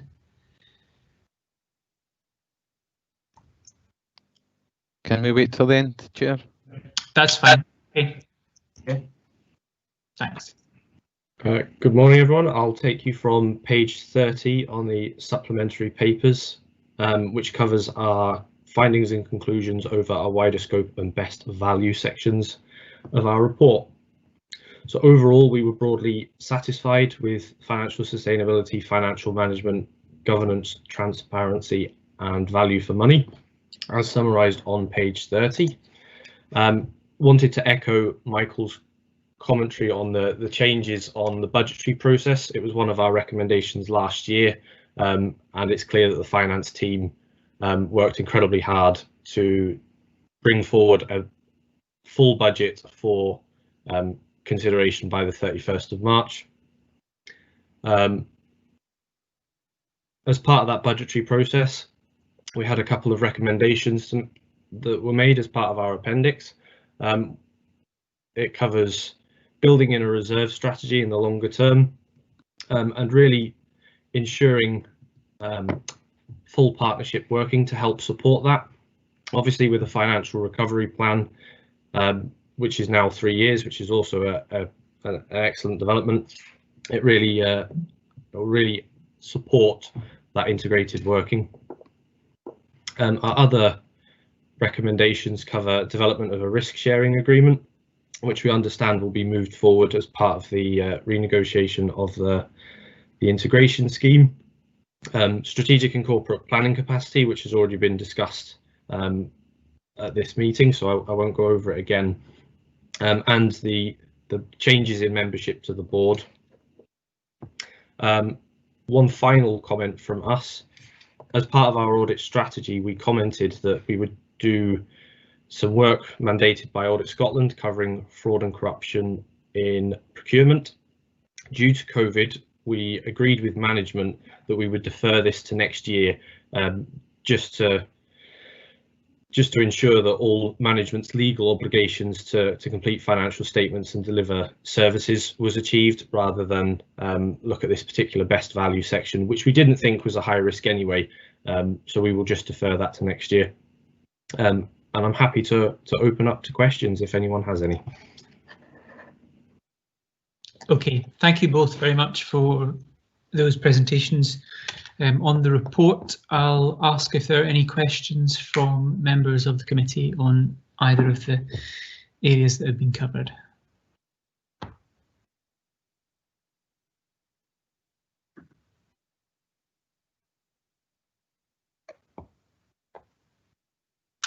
Councillor Duff. Thanks, Convener. If I could just preface my remarks with a couple of comments. I think we should recognise the two significant achievements, if you like, in here. Firstly, as auditors explained, at actually getting the accounts delivered with no misstatements to the auditors within the normal timeframes, given the circumstances that we're all experiencing now, was a significant achievement, which I think we as board members should also recognise. And secondly, obviously, in terms of the actual outcome, that we started the year with an expectation of 4.2 million overspend. The financial recovery plan predicted that we'd go down to 3.3, and we've actually ended up with 1.8 million overspend. There's a lot of money still, but I think given where we were at the outset, I think it is also a significant achievement worth noting. My question was partly explained, but I would like some further information about what a rebuttal presumption is. I'm not quite clear, obviously, a layman when it comes to these kind of things, but it was a strange kind of term, which I just would like some further explanation about, if that's possible. Okay, not sure who wants to take that. Okay. Yeah, I'm happy to take that one. So the rebuttal presumption is effectively that we are required to assume it is a significant risk in every single one of our audits. That is just effectively all it means. So we always consider that management override of controls is a potential significant risk, and our work always covers this risk throughout our audit file and audit opinion. Okay. So you're rebutting it, as it were? We did in this case. Yes. Okay. Thank you. Any further questions, Councillor? I'll pass this now. I'll have a look through my notes and I'll come back to you. Okay. Mrs. Kilpatrick, can I ask if you had any questions? No questions, Chair. Okay. Thank you. One of my questions, I suppose, actually is probably more for officers of the IJB rather than from KPMG, but it was about workforce planning, which has come up again later on in the report as one of the areas that still needs to be addressed. I know this is something that we've been talking about for some time, and the deadline was March this year. It's not really something that would necessarily have been affected by COVID-19. So I'm just wondering where we are with that. I think the report just says that we'll continue to review the action because I know that it has been a concern for board members in the past about ensuring that we have the appropriate arrangements in place to have staff for various services going forward, I suppose, to put it simply. So, Chair, I could perhaps add something to that. We had some discussion at our executive management team last week, because what we've had to do is produce a document in relation to the workforce planning activity that has been undertaken in the context of COVID-19. So we've looked at retasking, we've looked at where we've had particular challenges or pressures, and we've done some resilience and business continuity planning in that regard, informed perhaps by the potential of a second surge and the challenges around winter planning. This has very much helped us recognise that workforce planning needs to be advanced. As you've indicated, it was something that we were looking to do in the context of the national developments around the integrated workforce planning strategy that had been developed by the Scottish Government. We recognise this is an area that needs to be developed, and we'll continue to try to progress work in this regard. It perhaps does link back to some of the challenges that we've alluded to in relation to capacity, but we absolutely recognise that the challenges are very significant in terms of our ability to succession plan, in terms of both clinical staff, doctors, nurses. We know the challenges that have been experienced in relation to trying to recruit consultant psychologists and psychiatrists, and there are also challenges around mental health officers and in social care. So this needs to be something that we focus on in the coming months, and we've committed to do so. And we will no doubt be looking to identify the optimum time to bring back a report on the progress that we've made in this regard. Okay, thank you, Chief Officer. A couple of questions for KPMG now then. One was on the recommendation in relation to board membership and discussions that I think you had suggested to have with the partners who are responsible for appointing members to the Integration Joint Board. I think my question here is, no one would disagree with the ambition to have a membership that is consistent, because clearly that helps, and the corporate memory that we have in place and having to retrain people does cause problems. I suppose I'm just wondering, from a practical point of view, particularly in relation to the council, where appointments are made on a political basis and clearly changing compositions of the council has an impact on that. I'm just wondering whether that's a realistic ambition to have. I think we made this recommendation, and we have to be careful to make it a recommendation which is to the joint board and one that the joint board can enact, rather than a recommendation that applies to a partner. I accept that it's a challenge. I think, though, our responsibility is to highlight that it has been unstable, and that instability or changes in membership, it causes a challenge in training and in taking longer term strategic decisions. All we can recommend is that the joint board, from a good governance perspective, raises that challenge with the partner bodies and reminds it of it. I know that practically that may not have a significant impact, but I think that is the good practice point that the joint board itself can take. Okay, thanks. Sorry, did someone else come in there? No, okay. My second question was linked to that, but was on the transparency of the Integration Joint Board, and you talked about having the appropriate governance and scrutiny arrangements that were in place throughout the report. I'm just wondering, you know, I think that on the whole, the Integration Joint Board conducts itself in a transparent manner, and there is a lot of scrutiny. There are examples of in recent years, and for example, the mental health meeting that was cancelled in July last year, and also we have, which I'm sure you'll be aware of, and other examples of the budget, which I know you refer to, which was taken by email chain. And while that was as a result, justification was as a result of the COVID-19 measures, it would have been possible to hold that meeting virtually, as we're doing now. So I'm just wondering why you didn't feel that there was at least a minor concern about the need to ensure that decisions are taken transparently, and perhaps that hadn't been happening in all cases.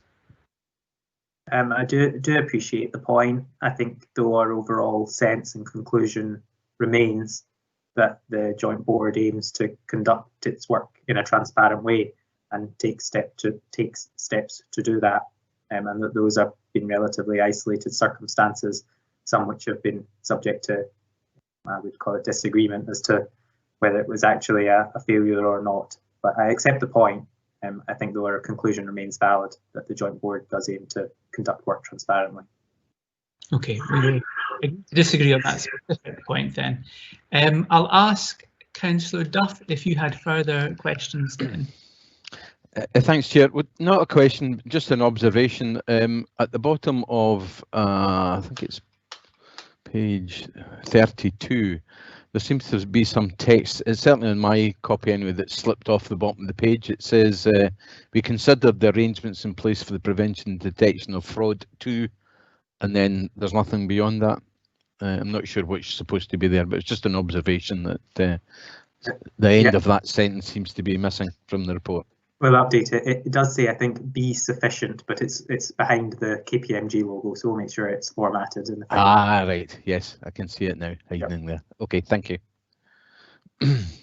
Okay, thank you, Councillor Duff. Can I just double check then if there aren't any further questions from members?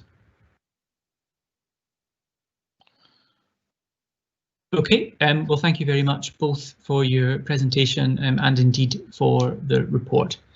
And I think that, are we asked to, sorry, the problem with not having papers to hand, it's very difficult to scroll through sometimes. If we just confirm then that we're happy to approve the audited annual accounts for 2019-20 and approve the letter of representation for signature by the Chief Financial Officer.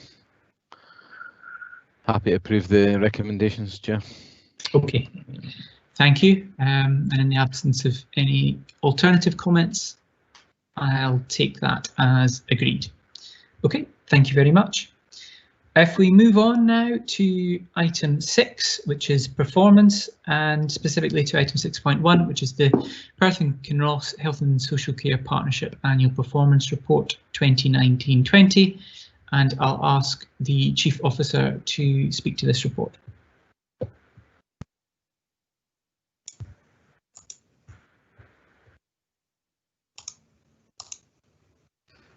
Thank you, Chair. I am also having the same difficulties with finding my place in the papers because of not having a printed copy. However, I would wish to recommend and commend this report, our annual performance report, to the committee. This sets out the performance that we as a Health and Social Care Partnership have achieved in relation to the national health and wellbeing outcomes. And we've sought to incorporate in the later sections progress towards the achievement of our strategic commissioning priorities.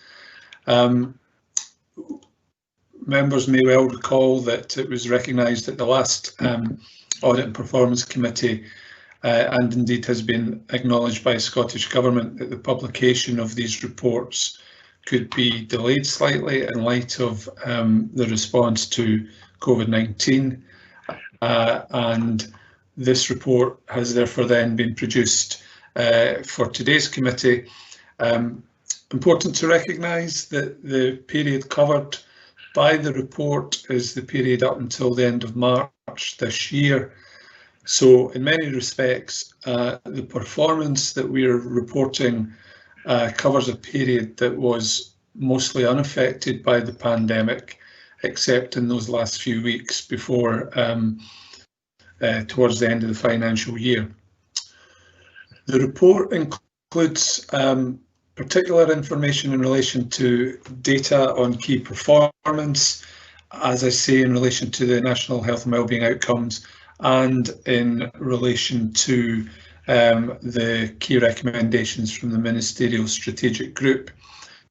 It also includes information that we have garnered in the course of the year, and this is interspersed throughout the document, feedback from people who use our services, comments, complaints, compliments that we've received.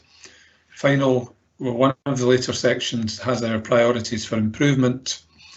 And if I could just turn to particulars in the report, there's a bit of background and contextual information before we see the detail in relation to, on page 117 of 156, a summary of our relative performance based on the national indicators and the Ministerial Strategic Group indicators. I'm very encouraged and pleased to report that we are seeing consistent high performance or good performance in relation to the majority of these indicators. 17 of the national indicators we've identified as green, and 4 of the ministerial, the MSG indicators. There are, however, some areas where we would wish to improve, and those are obviously identified in the context of the amber and red risk ratings. By way of background, just to point out that the 9 health and care experience survey indicators are collected every 2 years. So we have included the information from the previous period. However, the 10 activity indicators are derived from operational data that are collated and presented monthly. If I could turn to the next page of the report, which for me is page 118 of 156, we see here the performance in relation to the indicators identified.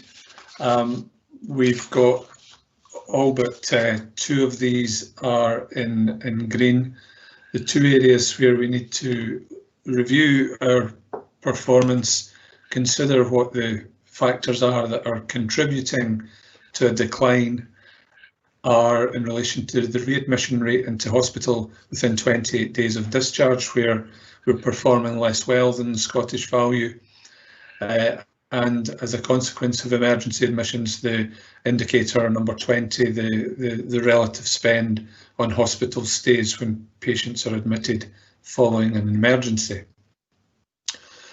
We're optimistic and reasonably confident that some of the community infrastructure developments that we're building in, particularly through our new integrated care service, will seek to address some of those challenges and place us in a better position in future years. Page 120 gives a summary of the performance in relation to the MSG indicators. These reflect good performance across all indicators, with, again, the exception of emergency admissions, which we'd referenced earlier. Beyond that, the remaining sections of the report provide the committee and will provide the IJB and the public with an indication of performance in relation to the strategic objectives that we set out in our commissioning plan that was approved at the end of last year by the IJB.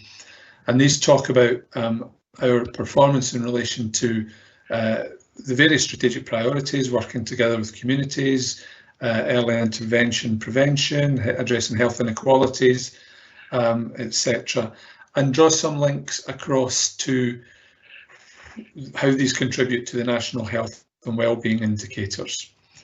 I wouldn't want to go through those in any great detail. I'm hoping that members will have had the opportunity to read the report. I'm very grateful to colleagues for the work that they've done in bringing the report to this stage. There are 1 or 2 issues that we know that we need to address that we've picked up through proofreading and also through feedback from some members and some critical friends that we've asked to look at the report. Very grateful to the work that Jane Smith's led, to the contribution that Sandy Strathern and Chris Jolly have made, as well as some other colleagues. Sandy and Chris are both on the call today and may well be invited in at some point to help me answer some of the more difficult questions. Thank you very much, Chair. Okay, thank you, Chief Officer, and I'd just like to echo some of the comments that you made towards the end of your introduction to all the officers for their efforts in bringing this together, particularly given the various other challenges that people have been having to deal with at the moment. And just very briefly, I'll summarise some of the comments that I have made. I had the opportunity to speak with Sandy Strathern and Chris Jolly, as well as Jane Smith, last week, and just gave some feedback in relation to the report. On the whole, it is very good, and there seems to be a lot of good progress, and on the indicators we seem to be performing quite well when we compare to the rest of Scotland. But I did ask, particularly when we're thinking of qualitative analysis, that we try to have some more constructive criticism from our service users, and also look at areas for improvement throughout the report, rather than just identifying the specific indicators where we aren't performing as well, and also to look at some examples of best practice in relation to the localities and the local action partnerships, because I think some are having stronger engagement with the Health and Social Care Partnership than others.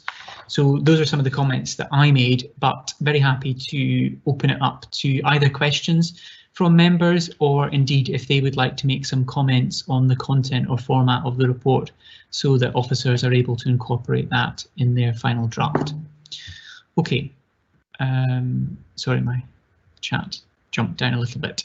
Councillor Duff.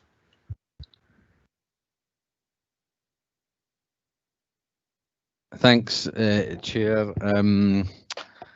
Again, trying to work my way through the papers isn't always easy, but on page 124, it talks about a lack of services in rural communities and the investment in the Mindspace counselling services, and at present these cover Auchterarder, Crieff, Kinross and Blairgowrie areas, and I wondered if there were any plans to extend the service up into the Highland Perthshire and surrounding area. Who wants to take that? Thank you, Chair. Councillor Duff, I think your point's well made. Mindspace are one of the organisations with whom we provided some additional funding in response to COVID. I am in a position, unfortunately, to be able to assure you that that is the area, or those are the areas that they're looking to extend to.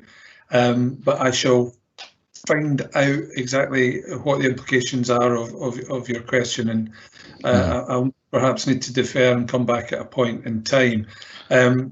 It's a very important element of our activity, because you'll see at various points in the report we've highlighted a recognition of access deprivation in rural and remote communities. The challenge that we placed on the third sector organisations who we provided additional support to was both around how can you engage with people who might not previously have had mental health issues but do now because of COVID, and how can you extend the services that you currently provide into other parts of Perth and Kinross. So in terms of that latter response, that latter challenge, there may well be something to report, but I'll, if you don't mind, come back to you after the meeting and provide you with information in that regard. No, that's fine, Gordon. Yes, obviously, you know, these issues have been exacerbated through COVID-19, and I think given that represents a sizable area of the rural communities within Perth and Kinross, it would be useful to have access to the services more locally in the Highland Perthshire area. But I'm happy for you to come back to me on that. And the second one, a question I have, Chair, if that's okay to carry on, was on page 136 with regards to the iMatter survey. And again, I thought they were very positive results. I just wondered if the survey was done pre-COVID-19 or post-COVID-19? It was done round about, well, certainly pre-COVID, so some months before COVID, because we're now talking about doing it again 1 year on, or planning for it being delivered in the next couple of months. So it was probably about 10 months ago. Yeah, no, that's fine. I just was interested to know whether the staff are answering the questions in light of the new normal, if you like, with the way we're working under COVID. But it'd be interesting to see the results in the next one. Thank you. Okay. I have one final question, if you. On you go, Councillor Duff. Yeah, and that was on page 144. There's talk about an outstanding care inspector report for Dalweem. I believe that's obviously been deferred as a result of COVID, but I wonder if there was any timescales for that report coming forward. I don't have any details. Obviously, the care inspectorate suspended their routine inspection activity during the pandemic and probably haven't yet picked that up. I'm not sure if Diane Fraser is with us at the moment. Yes, she is. Diane may have some more up-to-date information in that regard, because we're in touch with the care inspector every week, particularly in the context of care homes and obviously infection prevention and control and staff testing. So, Diane, I don't know if you're able to provide an answer to Councillor Duff's question on that.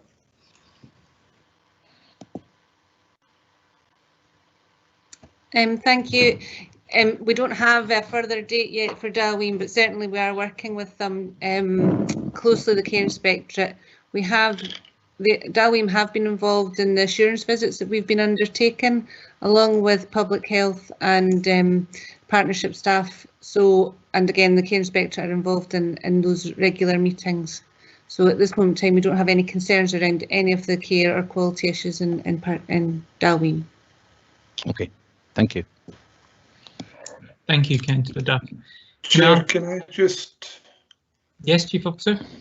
A shameless plug, though, for Dalween. I think we need to recognise the significant work that's been done by Dalween in Parkdale, you know, the council-run care homes, as well as the broader care home provision across Perth and Kinross. But I was interested to read in last week's Courier that the esteemed actor Brian Cox was talking about the excellent care and support provided to his sister, a resident of Dalween, which, as well as being reported in the Courier, was the subject of a discussion that he had with Lorraine Kelly on breakfast television. So a recognition from international actor on national television that the care and support being provided at Dalween was felt to be exceptional, and I couldn't resist or miss the opportunity to draw the attention of the committee to that point. Okay, thank you for that, Chief Officer. And I think the first and last time that Councillor Duff and I will agree with anything that Brian Cox says. Okay. Can I ask if any other members have questions on this report or any comments that they would like to give on the annual performance report? Can I just come in on that? Can you hear me? It's Bernie. Yeah? Bernie. Yes? You can hear me? Sorry, I'm hoping I'm looking at the right report, but I'm looking at page 40, and it's in relation to the Mental Welfare Commission, and it's just really a comment which seems a bit confusing to me. It talks about the review at from the Mental Welfare Commission for the Morden wards at Murray Royal Hospital. And the first paragraph talks about very positive feedback received from the inspectors in relation to staff engagement, support, patients' involvement in meaningful activities, etc. But the paragraph underneath then says a total of 8 recommendations were made in relation to improving care planning, prescribing, monitoring, patient involvement in planned activities. So I just thought, unless I've misunderstood, but it seems a bit contradictory to the first paragraph. Have I read the right report? Sorry, I'm just trying to, again, with these PDFs, find the right place.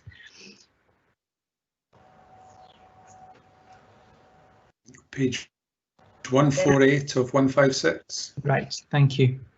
Chief Officer, do you want to pick that up? Yes, I'm happy to. Chair, I maybe should take your advice on this. My potential conflict of interest, my wife has recently been appointed the Chief Executive of the Mental Welfare Commission in Scotland. However, was not at the point when this report was produced. And at the point that this report was produced, the inpatient services were the responsibility of the operational responsibility within Perth and Kinross. What I would say is that I think that the comments about the very positive feedback, Bernie, were specifically around the ways in which staff engaged and supported patients, and patients were involved in meaningful activities. And as it indicates, patients themselves spoke positively about the support and commitment from staff. But that does not detract from what, as you've highlighted, were key recommendations in relation to improvements that needed to be made around those areas. So I suppose it's important, probably in the context of balance, to highlight that there were some positives about this inspection, but equally these are areas that are fundamental to the provision of good care, and as you'll see there, an improvement activity has been advanced in the context of those recommendations. What we haven't done, though, is, and we maybe need the advice from the committee in this regard, we haven't provided a lot of detail in relation to some of these particular inspections. It may well be that those were picked up in earlier reports to the IJB in the context of wider work around improvement in inpatient mental health services.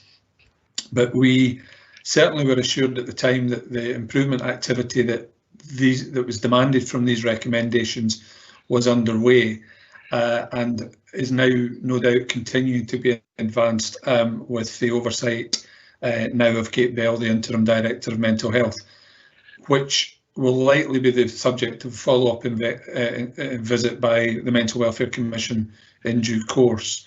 But beyond that, I wouldn't probably be in a position to comment.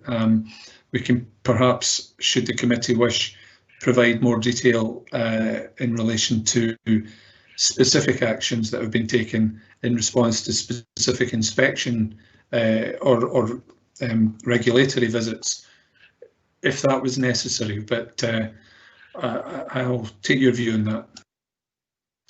Well, I think first, can we check, did that answer your question?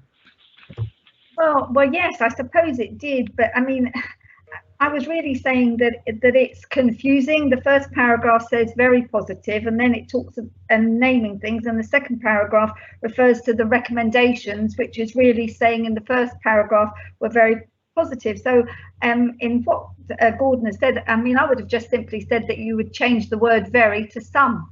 So there were some positive feedbacks in relation to, and the recommendations below, which refer to the feedback at the top, would seem a bit better, but that's just my personal. I just think that very positive feedback, I'm sure it was good feedback, but the 8 recommendations refer to what is highlighted as very positive feedback, which seems just a bit contradictory, but as I say, but thank you.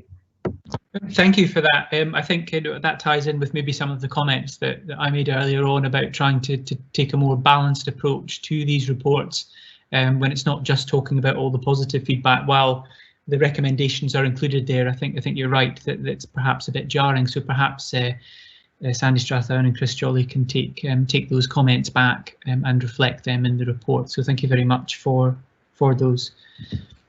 Can I ask, are there any further questions on Can I come in, Chair?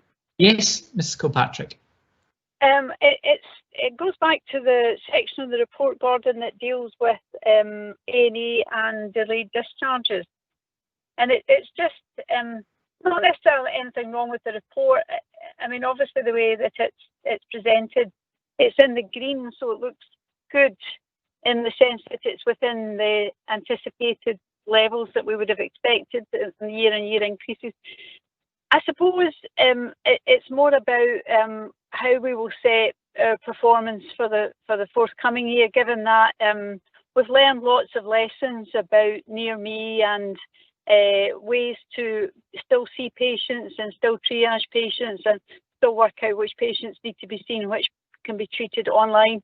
But I think we will need to radically rethink our approach to how we manage these patients, and we've seen this dramatic decrease in A&E attendances because people were basically frightened to go to hospital, and I'm not suggesting that that's a good thing either, because we missed a lot of important cases and we missed a lot of unwell people, but there has to be some radical rethink about our performance against both delayed discharges and I think A&E attendances, particularly when we know that a much more significant proportion of these patients could be treated in different ways and avoid having to go to A&E, especially if we have continued resurgence of the virus.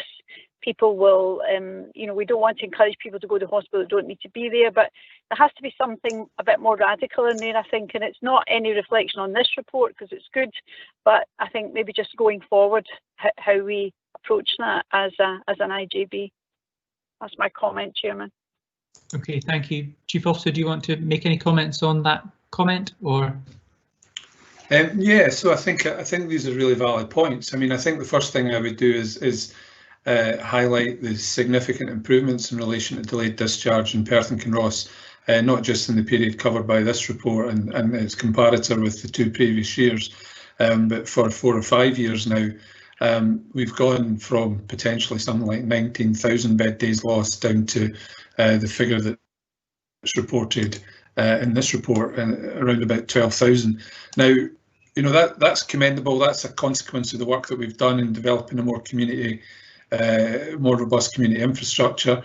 That's a consequence of the work that we're doing in the hospital in consultation, in collaboration with colleagues in acute division, and through a multidisciplinary approach that ensures that people can be supported to go home or to move from hospital as quickly as possible. Now, important probably to note, as I would emphasise in relation to any of these statistics, that the important thing for us should not be necessarily a reduction in the number, but actually a reflection on the fact that this is making a difference to people's lives. This is improving outcomes, rather than people remaining in hospital when they're medically fit for discharge. We are now effecting that discharge more swiftly, getting people home to better outcomes where they're safe and independent and able to be supported. So I think that human story needs to be amplified to a greater extent in some of the information that we present. But moving particularly to Pat Kilpatrick's points, which again are really helpful because they both challenge us in relation to how we will report in future. But of more significance, they challenge us in the context of reimagining what the new health and social care landscape is going to be like, and how in the context of COVID we can capitalise on the things that have happened that have been positive, and that we can find a different and more effective way of delivering those services. So we're acutely aware of the need to look at that. We're learning lessons all the time from our experience of COVID. We're working effectively with partners to think about how we can support people more effectively at home. I think the contribution of health and social care partnerships to the whole system has been highlighted through our experience of COVID. And this will no doubt mean that we won't be in a position to compare like with like in 12 months' time when we produce a report like this. We'll have to have a lot of contextual information about how the landscape's changed, and some of the benchmarking may well be affected by that. But Pat's comments are very well made, and an important reminder that we need to reflect on moving forward as we deliver and design new service responses in the context that you've described. Thank you, Chief Officer. Can I just check, Mrs. Kilpatrick, whether you had any further comments on the report, or whether that was everything you wanted to say? No, that's great. Thank you. I'm grateful for your response, Gordon, and for all your hard work on this. Thank you. Okay, thank you. Now, I'm not seeing any further requests for questions or comments. So can I ask that we agree to approve the annual performance report in light of some of the comments that have been made, which I'm sure officers will seek to reflect in their final draft. So are we happy to approve the report? Agreed. Agreed? Okay, thank you very much.